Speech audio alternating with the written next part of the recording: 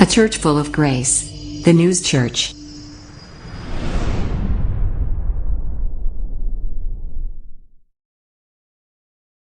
자, 오늘 성경 본문으로 나눌 이 제목이요.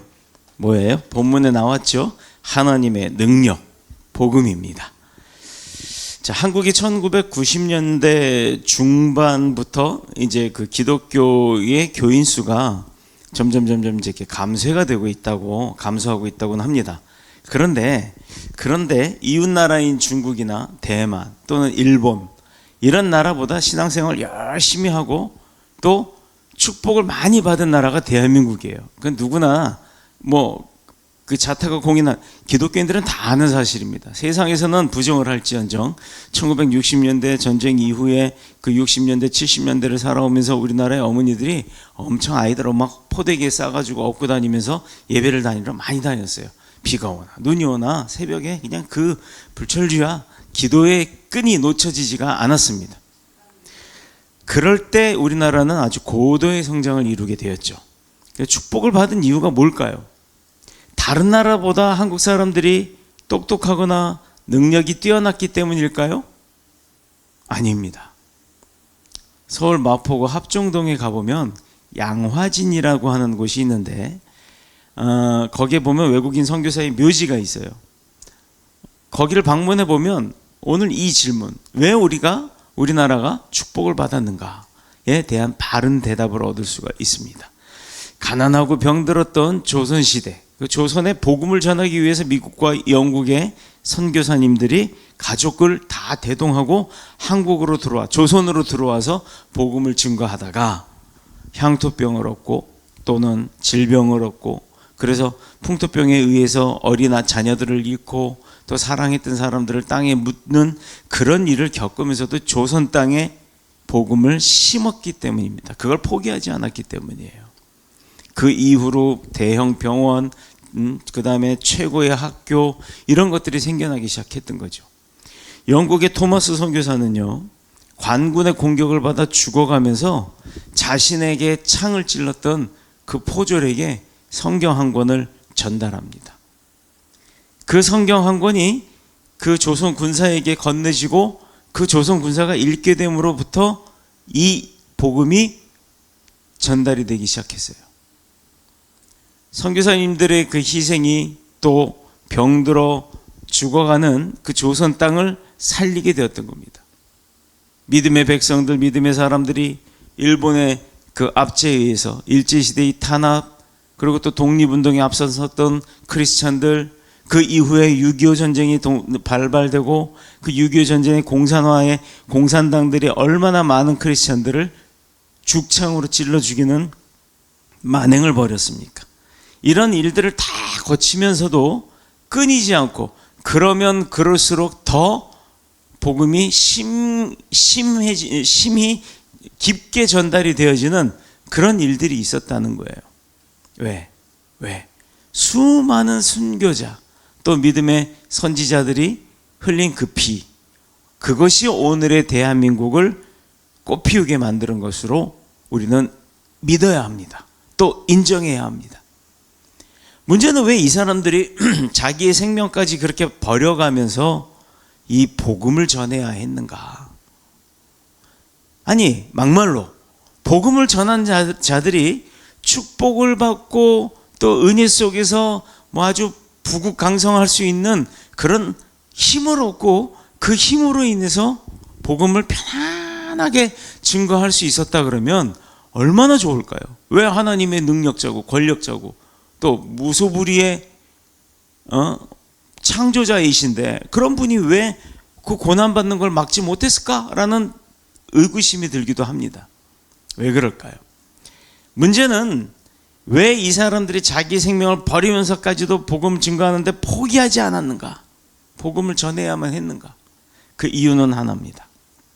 복음은 생명을 살리는 일이기 때문이에요. 영원히 살게 할 수 있는 진리이기 때문입니다. 복음은 죄로 말미암아 죽어가는 그 인생들, 사람들을 살려내는 하나님의 능력이기 때문이에요. 선교사들이 세상에서 이 일보다 더 값지고 귀한 일은 없다라고 깨달았기 때문에 내 목숨보다도 귀하게 여긴 그 복음 증거를 실행했던 겁니다. 그래서 낯선 이방 땅의 그 위험, 또 위협, 핍박 이런 것에도 굴하지 아니하고 자신의 생명을 내놓을 정도로 각오하고 와서 복음을 증거하게 된 거예요.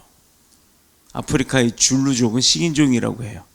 그런 줄루족에게 복음을 증거하기 위해서 많은 선교사들이 아프리카 그 줄루족을 찾았지만 줄루족은 식인종이었기 때문에 자신들이 먹었던 그 까무잡잡한 그런 고기가 아니라 허여멀건한 고기를 처음 보고서는 얼마나 맛있게 잡아 먹었는지. 근데 그런 줄루족이 복음화가 되고 난 이후에 줄루족의 찬양이 막 신나게, 그 아프리카 사람들은 음악만 나오면 두들기는 것만 있으면 막 춤을 추잖아요. 그런 이들이 하나님을 향해 찬양을 하기 시작했다는 겁니다. 오늘 우리가 본문에서도 사도 바울이 뭐라고 했냐면 내가 복음을 부끄러워하지 아니한다라고 이렇게 표현을 했어요. 그렇다면 복음이 무엇이길래 대체 이럴까요? 복음이 무엇이길래 수많은 사람들이 이 복음을 전하기 위해서 그렇게 생명을 걸어야만 할까요? 궁금하지 않아요? 여러분은 교회 다닌다고 하면서 왜 그 복음이 뭔지를 한번 생각해 보셨습니까? 오늘 제목은 하나님의 능력 복음이라고 이렇게 했는데 헬라어로 말하면 우리 어린아이들이 좀 알 수 있을까요? 만화 영화에도 보면, 일본 만화 영화에 보면 그런 제목으로 나온 게 있어요. 유앙겔리온이라고 합니다. 뭐 또는 발음상 유한겔리온이라고도 하고 히브리어로는 유앙겔리온이야. 헬라어로는 유앙겔리온이라고 해요. 이 유앙겔리온은 전쟁이 많았던 고대 시대의 백성들에게 우리가 전쟁에 싸워서 이겼다라고 하는 그 승전보를 알리는 그 기쁜 소식, 그 기쁜 소식을 말하는 게 유앙겔리온이에요. 자, 그럼 우리는 죽음에서, 사망에서 생명으로, 어둠에서 빛으로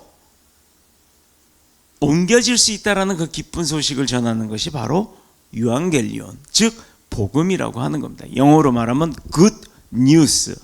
우리 교회 이름이 더 뉴스, 유일한 소식이란 얘기예요. 유일한 소식, 기쁨의 소식, 복음. 그 복음을 들고 NEWS, 뉴스, 소식이겠지만 그걸 뒤집으면 이스트, 웨스트, 사우스, 노스. 우리 오늘 찬양했잖아요. 동서남북 사방으로 복음 들고 기쁜 소식을 전하러 가자. 이게 우리 더 뉴스 교회의 사명입니다. 그 외에도 사람들이 특별히 기뻐할 만한 소식을 말할 때 이것을 고대의 사람들은 유앙겔리온이라고 했던 거예요. 그렇다면 복음이 무엇이고 왜 모든 사람이 기뻐할 만한 기쁜 소식이 되었을까? 자, 여기에 대해서 사도 바울이 뭐라고 했냐면 1장 3, 4절에 복음이 무엇인지에 대해서 설명을 합니다. 복음은 예수 그리스도, 즉 하나님의 아들인 예수 그리스도의 예수 그리스도 자신이기도 하지만 그가 우리를 위해서 행했던 수많은 사람들이 할 수 없는 일들, 그것이 기쁜 소식이야. 복음이었던 거예요. 하나님이 그의 아들을 우리에게 보내셔서 또 우리의 죄값을 대신 짊어지게 하시기도 했고 또 십자가에 제물로서 달려 죽임을 당하심으로 말미암아 그 피가 우리의 죄를 씻어버렸다라는 거예요. 예전 고대 시대, 구약 시대 제단에는 예물을 들고 나왔죠. 아주 흠이 없는 숫소나 숫양이나 염소나 말, 토끼, 비둘기 다 있었겠죠.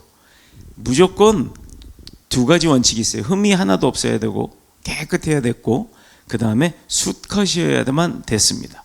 근데 그 제물을 그냥 드렸나요? 산채로? 꼭 죽여서 피를 땅에 버리고 그 고기는 태워서 번제로 드렸던 겁니다. 피를 땅에 버렸다라는 의미는 피가 죄악시 여겨졌고 더러운 거였어요. 생명이라고도 피는 생각을 할 수가 있습니다. 그러나 그 피가 생명이라고 된 것은 예수 그리스도의 그 보혈입니다. 그 보혈이 땅에 흘려짐으로 인해 우리의 모든 죄를 씻겨내 버리고, 그리고 그 거룩함 가운데 예수 그리스도는 약속대로 3일 만에 다시 부활하셨던 거예요. 3일 만에 무덤 속에서 나와 부활하심으로 생명의 주인이 되심, 그를 믿는 우리에게 영원한 생명을 주셨다라는 겁니다. 그래서 성경의 핵심은 신구약 66권을 전체가 예수 그리스도를 이야기하고 있어요. 구약에서는 장차 올 메시아를 이야기하고 있고, 신약에서는 그 약속의 메시아가 되신 예수 그리스도께서 행하신 일들에 대해서 기록이 되어 있습니다. 자, 그가 우리를 위해서 행하신 일들의 기록. 자, 그러므로 복음은 예수 그리스도를 말하는 거예요. 그런데 바울은 16절에서 자신이 복음을 부끄러워하지 않는 이유가 있다. 그 이유가 뭘까요? 무엇 때문에 복음을 부끄러워하지 않을 수가 있었을까요? 이 복음은 모든 믿기만 하는 자에게 무엇을 준다? 구원을 준다.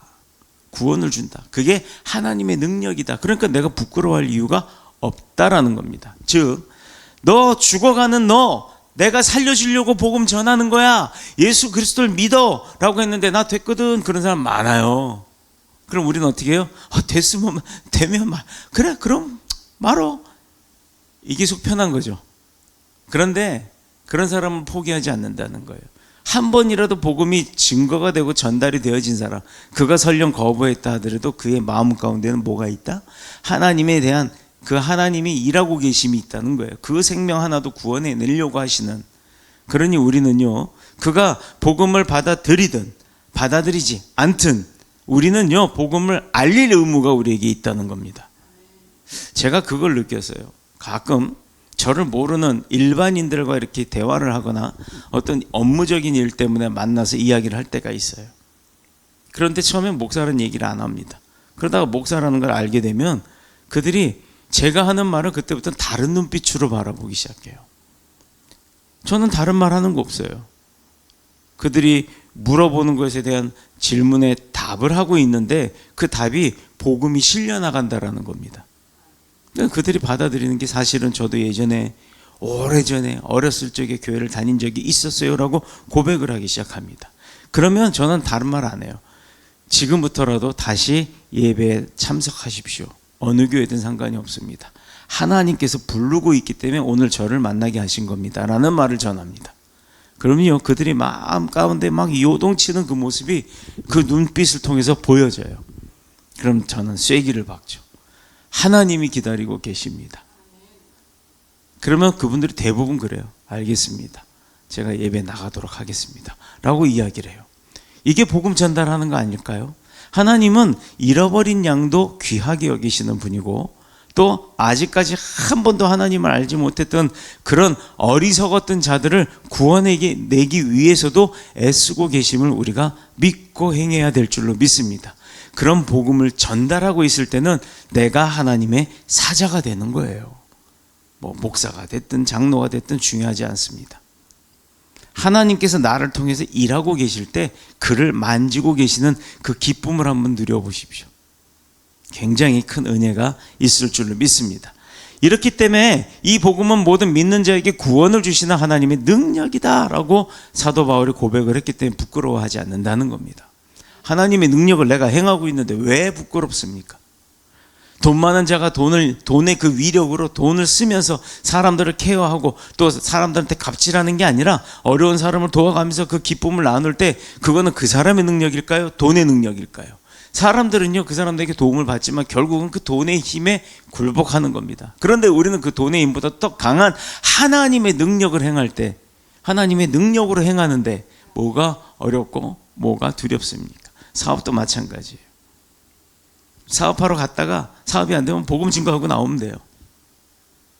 그러면 됩니다. 새로운 사업 방식을 채택하시기를 바랍니다. 자, 그럼 하나님께서 우리 죄에서 구원하는 이유가 뭘까? 우리를 왜 죄에서 굳이 구원할까? 그냥 내버려 두면 하나님도 편할 텐데. 그것은요, 아담 때부터 내려오는 원죄라고 하는 것, 원래 있었던 죄와 내가 태어날 때부터 갖고 나왔던 그 원죄와 또 우리가 스스로 지은 그 이후에 지은 자범죄 때문입니다. 스스로 지은 자범죄. 사람들이 모르면 안 되는 것, 또 그러면서도 제일 모르는 것 하나가 있는데 바로 인간이 죄성을 가지고 있고 죄를 지을 수 있다라는 것, 죄를 짓고 산다라는 겁니다. 그런데요, 내가 복음도 모르고 법도 모르면 그게 죄가 되는 줄 몰라요. 나는 그냥 내 멋대로 괜찮은 줄 알고 살았는데 살고 나서 보니까 죄가 되더라 이거예요. 아하, 죄가 됐다는 걸 알면 뭐예요? 그 다음부터 그 죄를 짓지 말아야죠. 사람들이 죄가 얼마나 무서운지를 모른다는 거예요. 그래서 열심히 전도를 해도 듣지 않는 사람들이 많아요.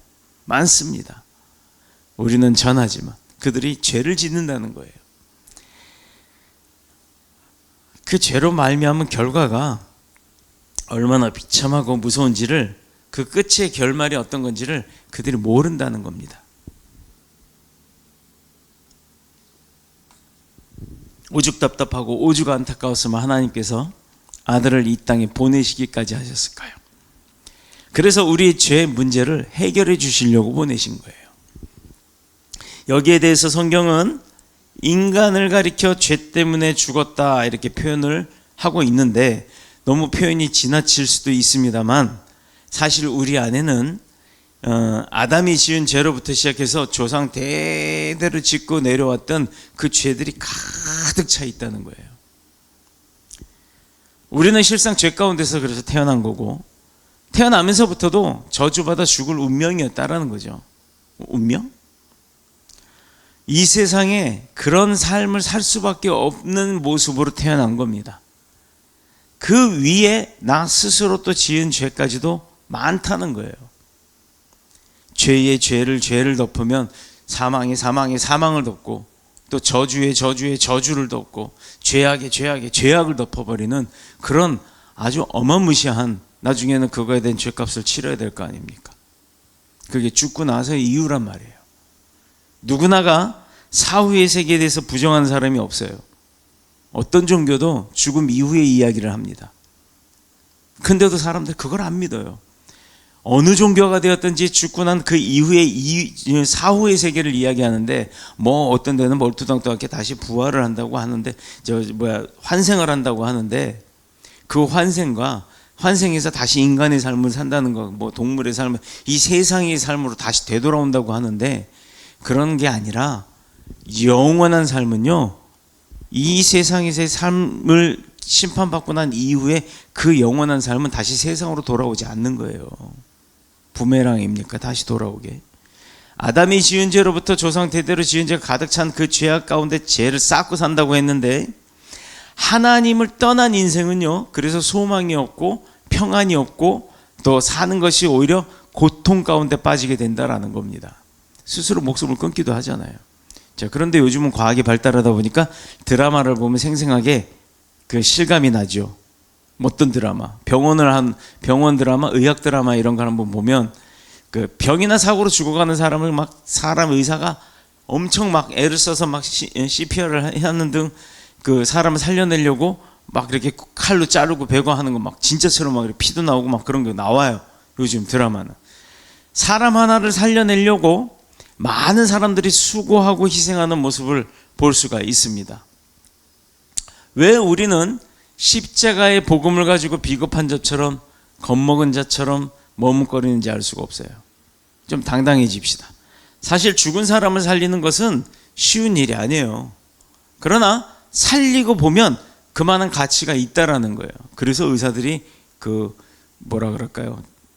만족감이라는 것보다도 자부심을 갖는지 모르겠어요. 굉장히 힘든 일이에요. 교회가 이 지상에 존재하는 목적은 영적인 병원입니다.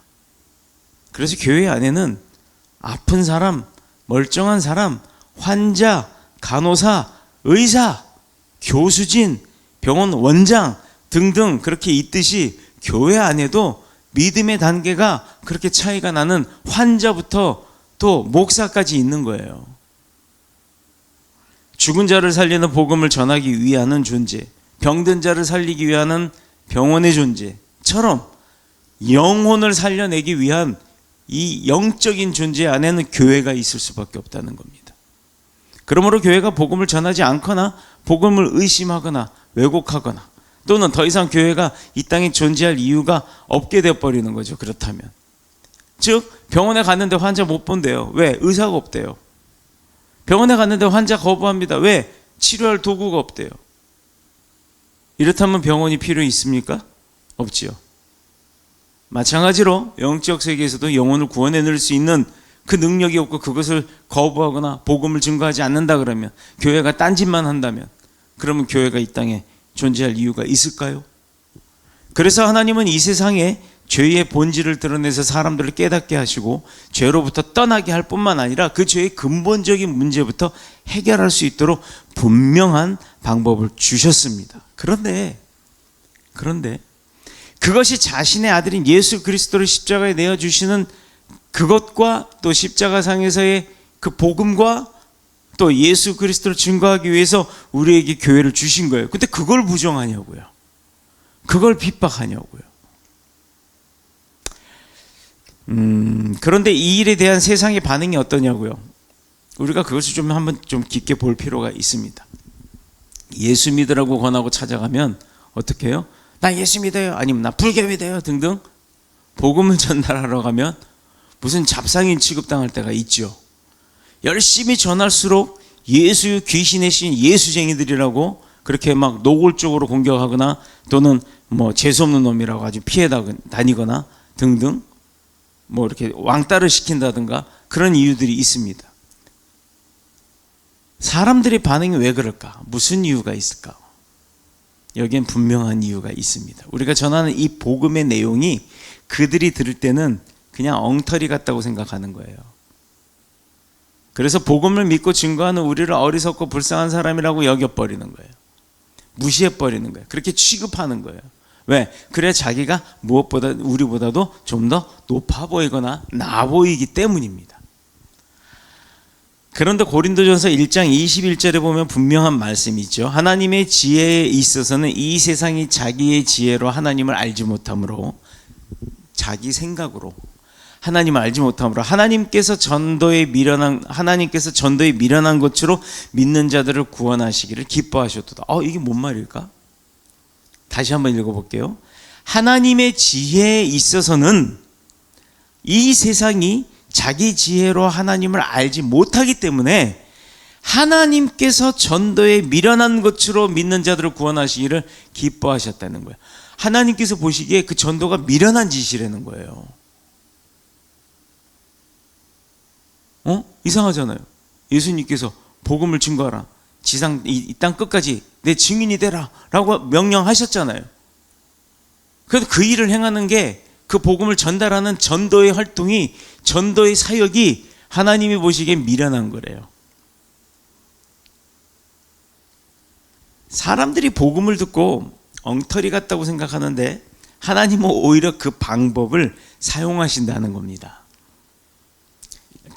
제가 살면서 제 인생의 뭐 어떻게 보면 지혜이면 지혜라고 할까요? 저의 어떻게 보면 그 패턴인데, 누군가가 뭐를 원하면 그래 먼저 해봐 라고 합니다. 그래서 그 일이 정말 맞고 좋은 일이라면 저도 거기에 동참을 합니다. 그런데 그게 아니면 그 다음에 제가 논쟁하기 싫어서 그러는 거예요. 그 다음에 그러면 이 방법도 한번 써봐, 내가 알고 있는 방법이야 라고 저는 그렇게 권면을 합니다.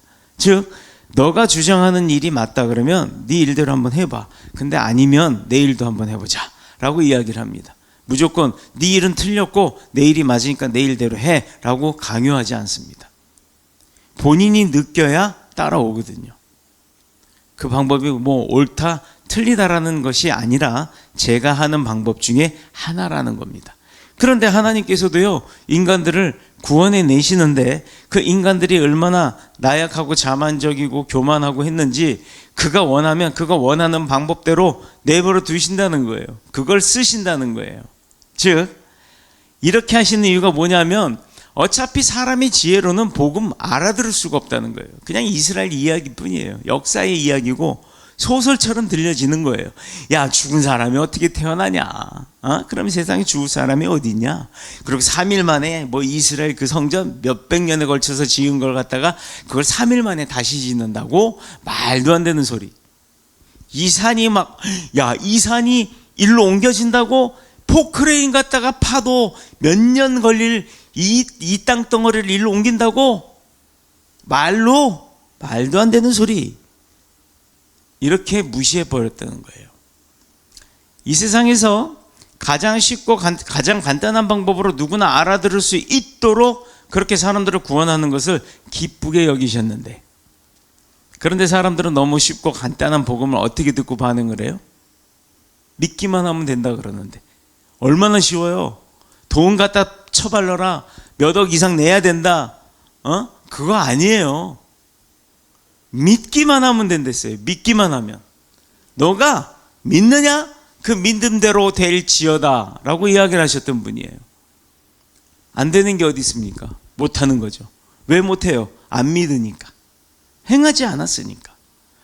그런데 사람들은 이렇게 쉽고 간단한 복음을 듣고도 어떻게 반응하냐?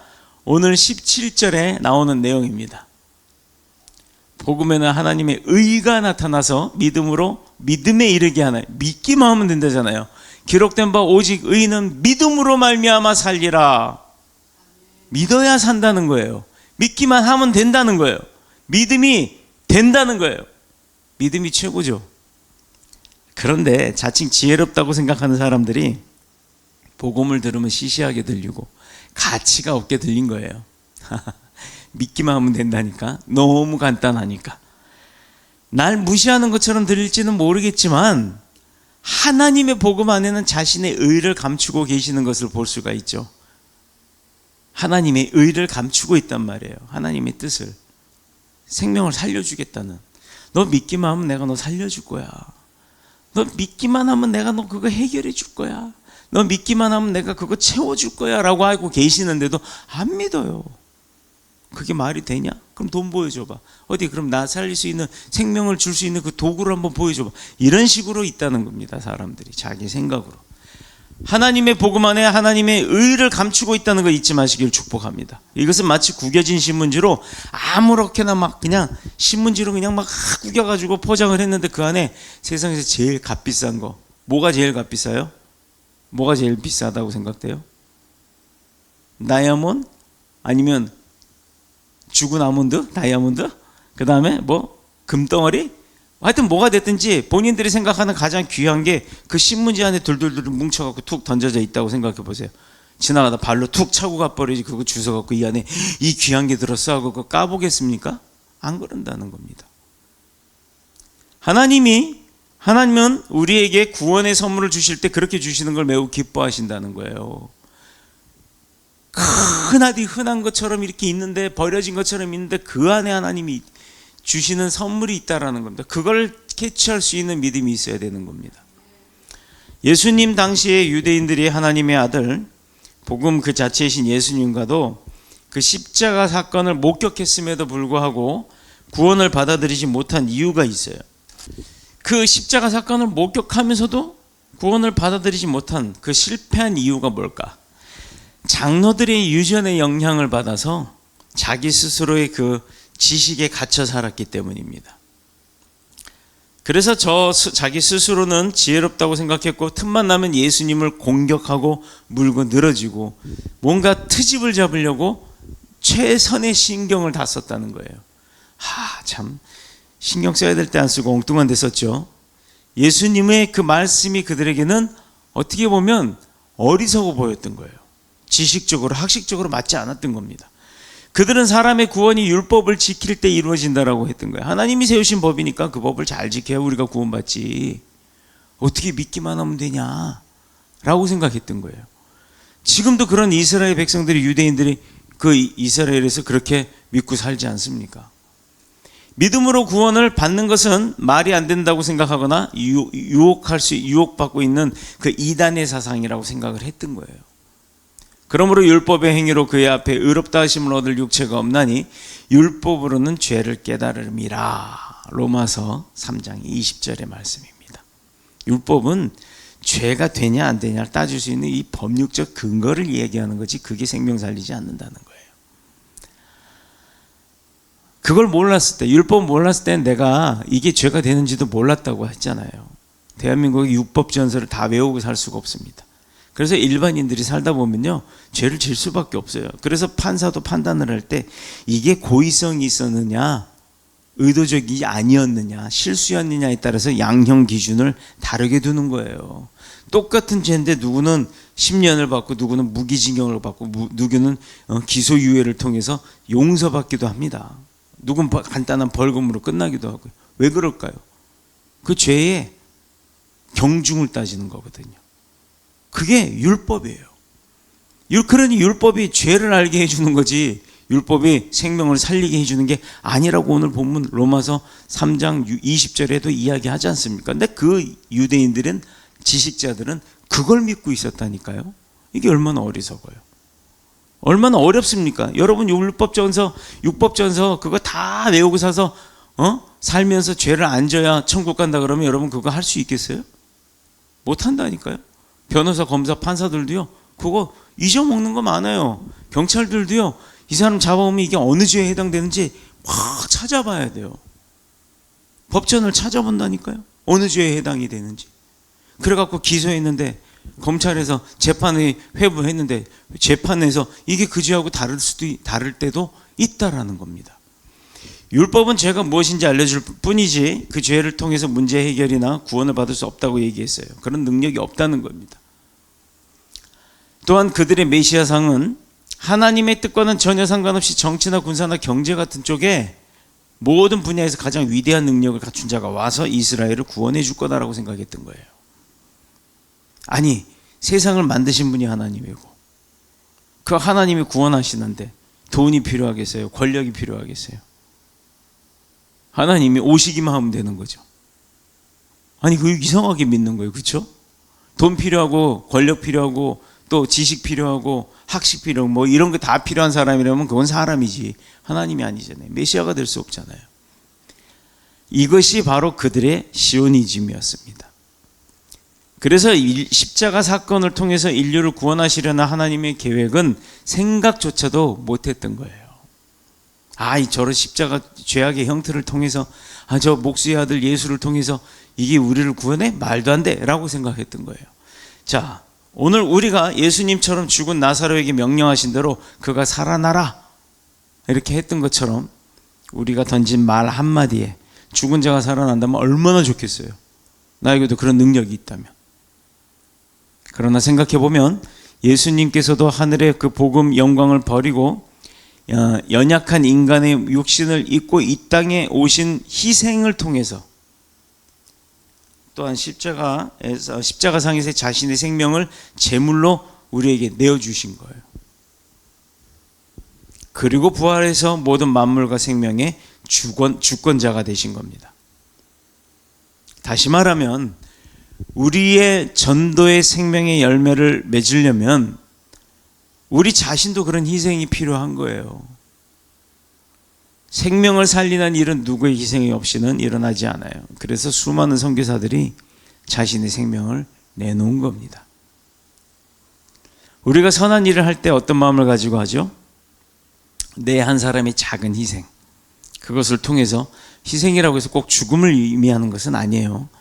그 작은 희생을 통해서 다른 사람이 힘을 얻거나 소망을 얻고 또 문제점들이 해결된다고 하면 그것이 우리에게 보람된 일이고 기쁨이 되는 것을 세상적인 이치만 갖고도 느낄 수가 있죠. 그래서 자꾸 행위적 행동을 가지고 기쁨을 누리고 그걸로 만족하는 그런 종교도 있어요.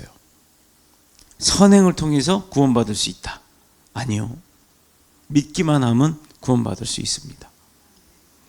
없는 자들, 예를 들어서 믿는 자들에게도 구원을 주시는 하나님의 능력도 그 아들 예수 그리스도의 십자가 희생을 통해서 우리에게 임하는 거예요. 오래전에 그것을 알고 싶다, 그것이 알고 싶다? 라는 프로그램에서 그 9살 된 여학생 아이 이야기가 나온 적이 있어요. 윌럼스 종양이라고 해서 5살 이하의 어린아이들이 이 콩팥에 생기는 암은 아니에요. 근데 콩팥에 생기는 질병인데 그걸 방치해두면 애가 죽어요. 마르고 막 이렇게 빼빼 마르고 죽는 거예요. 그런데 치료를 조기에 하면 그건 나을 수 있는 병이었어요. 불치병이 아니었어요. 근데 그 부모가 수술을 거부합니다. 병원에서 알고 의사가 치료할 수 있다고 하는데도 부모가 거부해요. 이유는 나는 크리스찬이고 내가 믿는 하나님이 기도하면 낫게 하실 건데 왜 칼을 대냐? 안 한다. 나는 기도하면서 낫게 할 거다.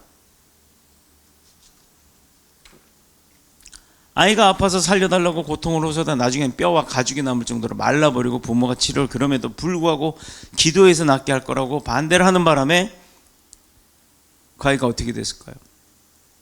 나중에는 그게 방송에 나가고 난 이후에 모든 세상의 사람들이 그 사람들의 믿음의 잘못된 행위를 가지고 모든 세상의 기독교가, 교회가 다 잘못된 것처럼 매도를 해버렸어요. 엄청나게 기독교가 욕을 먹은 적이 있죠. 또 그것뿐이에요. 어디 기도원에서 안찰해가지고 암 환자를 낫게 한다고 가뜩이나 힘든 사람을 때려가지고 사망에 이르게 하는 그런 일도 종종 나오죠. 그러면 또 들끓습니다. 방송에서 와글와글. 얼마 전 코로나 때도 선교사가 외국 나갔다 들어오는데 실수 한번 했다고 해서 물론 큰 피해가 있었겠죠. 그런데 저는 그거 반대로 생각해요. 그런 일이 없었어도 코로나가 번지는 건 이미 번졌다라는 거예요.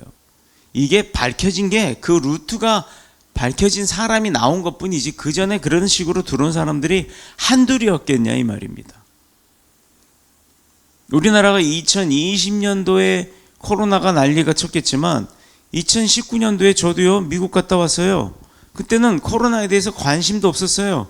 그게 코로나인지도 몰랐어요. 제가 2019년 10월 달인가요? 뉴욕에 갔을 때 뉴욕 가자마자 감기에 호되게 걸려서 호텔방에서 며칠을 끙끙 앓았어요. 그리고 올 때는 멀쩡히 들어왔어요. 그게 코로나인지 어떻게 압니까? 그런 일들이 많았다라는 거예요. 이미 코로나가 번질 대로 번질 때까지는 사람들이 인지도 못했어요. 코로나라는 걸 알고 나서 그때부터 이미 다 퍼졌는데 한 거죠. 눈에 보이길 합니까? 사람들을 콜록콜록대고 병원 다니기 시작하니 이미 다 퍼질 대로 퍼졌는데 그때 그런 일이 벌어지고 나니까 어느 교회가 마치 모든 세상에 다 퍼뜨려 놓은 것처럼. 여러분 한번 생각해 보시기 바랍니다. 사람이 얼마든지 고칠 수 있는 병을 왜 하나님이 고친다고 얘기를 하죠? 사람이 고칠 수 있는 병은 사람이 고치는 거예요. 사람이 고칠 수 없는 병을 믿음으로 하나님 앞에 의뢰하는 겁니다. 암도 마찬가지예요. 요즘 위암 같은 거는 수술해버리면 끝나요. 몇 년을 더 삽니다. 수명을 다할 때까지 삽니다. 의학기술이 얼마나 좋아요. 그런데 하나님이 고친다고. 왜 하나님이 고쳐주신다고 자기 자식을 고통과 죽음에 방치해야 될까요? 예수님도 건강한 자에게는 의사가 쓸데없고 병든 자라에게야 쓸데가 있다라고 마태복음 9장 12절에 말씀을 하셨습니다. 우리가 병들면 의사 도움 받으라는 거예요. 의사도 현대 과학도 고치지 못하는 병이라면 우리가 그때서야 하나님 앞에 생명을 걸고 기도하라는 거예요. 매달리라는 겁니다. 고칠 수 있는 걸 가지고 하나님 핑계대는 것 잘못된 신앙입니다. 옳지 않아요. 내가 할 수 있는 최선의 것을 하면서도 하나님의 도우심을 구하는 게 맞는 겁니다. 제가 왜 이런 말씀 드리냐면 지금 우리가 그 가정의 자녀들이나 배우자들이 하나님을 믿지 않고 죽어가고 있는데도 때가 되면 하나님이 알아서 손 잡아주시겠지 불러주시겠지 하는 전도 못하는 자신은 생각하지 못하고 하나님 탓만 하는 사람들이 있기 때문이에요. 복음을 듣지 못하고 복음을 안다고 하면서 내가 믿음 생활을 하고 있다고 하면서도 제대로 그 복음대로 살지 못하는 사람들이 얼마나 많습니까? 그런 사람들 때문에 교회가 욕을 먹고 하나님이 욕을 먹는 거예요. 내가 권사면 어떻고 장로면 어떻고 심지어 목사라고 하는 사람들조차도 믿음대로 살지 않고 복음대로 살지 않으면 그거 세상 사람 눈에는 더 나쁘게 보여지는 겁니다. 복음을 듣지 못하고 하나님 앞에서 죄사함의 은총을 받지 못하는 그런 사람들의 공통점이 뭔지 아세요? 그들의 심령은 가족에게도 말 못하는 엄청난 고민을 안고 산다는 겁니다. 어두움, 두려움, 고통 그런 게 있다라는 거예요. 가족에게도 말 못할. 자칫 잘못했다가는 그런 고통 때문에 스스로 목숨을 끊기도 하고 또는 심각한 질병이나 정신병에 빠져서 미쳐 돌아가기도 합니다. 설마 그런 일이야 일어나겠냐 하고 생각하겠지만 다 때가 되면 하나님이 부르실 것이라는 막연한 기대감에 빠져서 사는 것은 잘못됐습니다. 틀린 거예요. 그렇지 않습니다. 오늘 본문의 말씀처럼 믿어야 되는 거예요. 믿지 않고 그때 가서 믿어야지? 아니요. 심판 때는 믿는 자들에게는 뭘 한다고요? 그들이 살아왔던 일들이 잘됐다 잘못됐다를 구분하는 게 아니라 얼마만큼 많이 했느냐를 따지신다는 거예요. 근데 믿지 않는 자들에게는 믿었냐 안 믿었냐를 따진다는 겁니다. 그때 가서 믿겠다? 틀렸다고요. 재판정의 앞에 가서 죄 용서를 구한다? 틀렸다고요. 우리와 우리 자녀들이 살아남는 유일한 방법은 예수 그리스도의 복음을 받고 하나님 앞에 나와 지은 죄를 자복하고 하나님 중심의 신앙을 고백하는 것밖에 없어요. 아멘. 생명을 살리는 일은 간단한 일이 아니에요. 누구나 희생이 없이는 불가능한 겁니다. 그래서 전도는 귀하고 복되고 가치가 있는 것이에요. 전도하는 자가 받는 자가 또 전도하는 자나 받는 자나 지금 이 세상과 또한 다음 세상에서 영원히 받는 상급이고 면류관인 줄로 믿습니다. 전도를 받아도 상급이 되고요. 전도해도 상급이 된다는 거예요. 우리 기독교의 2000년 역사는 나라와 민족과 지역과 인종을 가리지 않았어요. 이런 고난의 세월을 통해서 수많은 사람들의 희생을 통해서 생명의 꽃을 피우면서 오늘날에 이르게 된 것입니다. 그러므로 나 한 사람의 구원으로 만족할 것이 아니라 내 가족, 내 주위의 친척과 친구들은 물론이고 해외 사람들과 국내에 거주하는 외국인들에게도 열심히 복음을 증거해야 하는 것이 먼저 믿은 우리의 본분인 줄로 믿습니다. 즉 모든 사람에게 만나면 하나님 이야기를 해야 하는 거예요. 그렇게 해서는 어떻게 해야 돼요? 내가 기뻐야죠. 내가 보여주고 증명해야죠. 내가 예수 그리스도를 믿고 내가 하나님을 섬기는 자인데 내가 시추구리 해갖고 이러고 다니면 병든 자처럼 다니면 되겠습니까? 아니죠. 당당하란 얘기입니다. 이 일을 위해서 하나님은 우리로 하여금 이방 나라를 선교하게 하신 줄로 믿습니다. 더뉴스 교회 사역이에요. 그러므로 그들이 듣든지 아니 듣든지 기회가 주어지든지 안 주어지든지 일단 나는 전하기만 하면 내 사명 끝이에요. 말도 못해요? 승질나면 지나간 사람한테 욕도 막 하잖아요. 욕을 하라는 것이 아니라 욕하듯이 쉽게 그렇게 막 욕을 뱉듯이 내가 복음을 전하는 겁니다. 그가 듣든지 말든지. 듣는 사람에게는 더 진실하게 더 세세하게 하려고, 듣지 않는 사람에게는 됐어? 그러면 너를 위해서 내가 기도할게 하고 나는 딴 사람한테 또 가는 거예요. 하나님은 우리 가운데 성령님을 보내셔서 초대교회와 같이 많은 사람들을 구원받는 그런 역사를 베풀어 주실 줄로 믿습니다. 복음은 예수 그리스도 자신과 또 그분이 우리를 위해 행하신 일을 말하고 그 복음을 전하는 일은 죽은 생명을 살리는 일이에요. 닥터가 되는 겁니다. 닥터. 영적인 닥터. 그게 복음 전달자예요. 하나님께서는 우리에게 그 일을 맡기셨어요. 이 하나님의 능력, 복음, 유앙겔리온을 전하는 저와 여러분 모두가 되시기를 그리스도 예수님의 이름으로 축원합니다. 축복합니다. 기도하겠습니다.